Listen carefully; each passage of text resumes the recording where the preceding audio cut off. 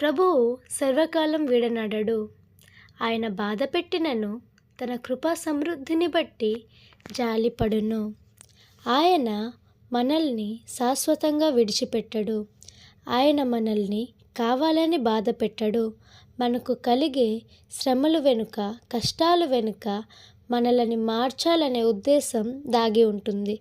దేవుడు మన పాపాలని బట్టి లేదా మనల్ని సరిదిద్దడానికి మాత్రమే బాధ కలుగజేస్తాడు.